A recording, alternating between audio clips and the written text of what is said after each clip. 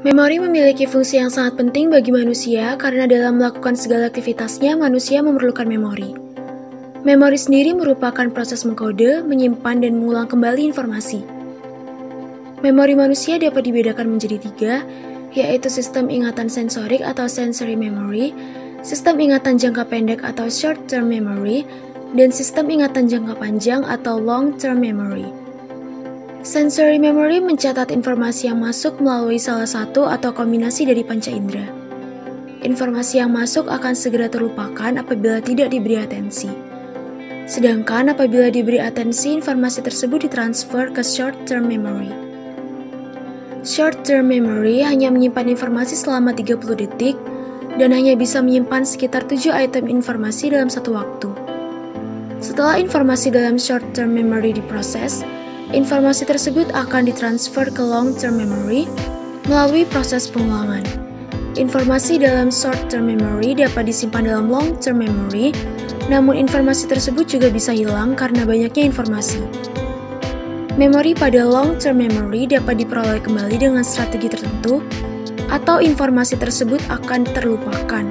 Dalam arti lain, gagal atau tidak dapat diperoleh kembali karena adanya kekurangan dalam sistem pengarsipannya. Sebagian besar orang dewasa dapat menyimpan antara 5-9 item di dalam memori jangka pendek mereka.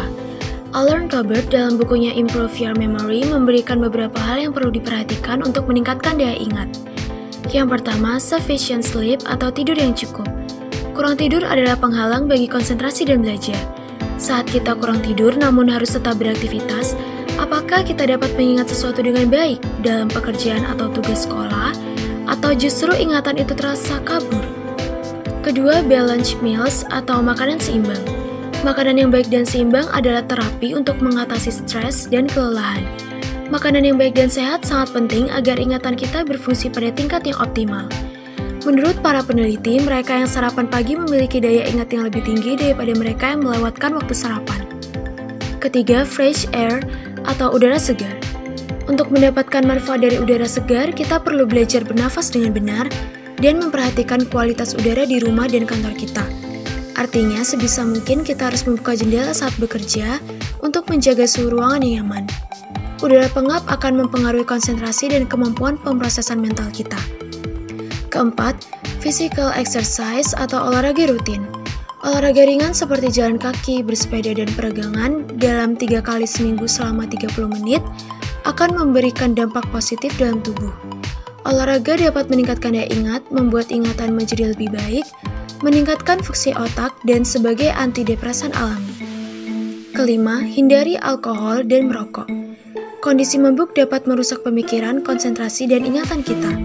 Agar ingatan kita bekerja dengan baik, kita perlu menghilangkan alkohol dan rokok dari rutinitas, terutama ketika itu dilakukan secara berlebihan. Metode Mnemonic. Apa itu metode mnemonic? Mnemonic adalah menghafalkan sesuatu dengan bantuan. Bantuan tersebut bisa berupa singkatan, pengandaian dengan benda atau linking, maupun metode lainnya.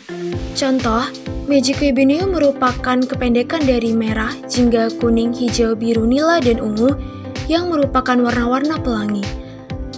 Contoh lainnya yaitu, untuk menghafalkan jumlah tanggal dalam sebuah bulan, kita mungkin menggunakan kepalan tangan kita, di mana ujung tulang di bagian atas itu menunjukkan jumlah tanggal 31 hari, sedangkan celah diantaranya menunjukkan jumlah tanggal 30 hari, kecuali bulan Februari. Bagaimana cara menggunakan mnemonic ini? Yang pertama bisa dengan visualisasi. Visualisasi adalah proses membayangkan sesuatu. Jika kita bisa memvisualisasikan sesuatu, maka kita juga bisa mengingatnya. Yang kedua bisa dengan menghubungkan atau mengasosiasi atau merantai. Proses mendata semua objek yang ada, kemudian dikelompokkan dan dihubungkan adalah pengertian dari mengasosiasi ini. Dalam mnemonic berarti merangkai gambar atau adegan di dalam pikiran. Ini disebut juga dengan gambar kreatif. Nah, kata pertama adalah meja dan kata kedua adalah kucing. Apa gambar kreatif yang muncul? Mungkin ada kucing di atas meja ataupun kucing yang mengangkat meja. Tipsnya yaitu, pertama, buat gambar yang tidak masuk akal. Semakin aneh akan semakin mudah untuk diingat. Yang kedua, gambarkan secara nyata dalam pikiran.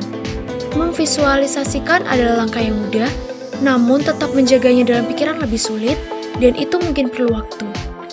Ketiga, buat gambar sejelas mungkin. Bayangkan dengan banyak indera, misalkan kucing, coklat di atas meja, aroma khasnya berkata meow. Dan yang keempat, letakkan dirimu dalam pikiran. Misalkan sebagai orang yang mengamati kucing coklat di atas meja tersebut.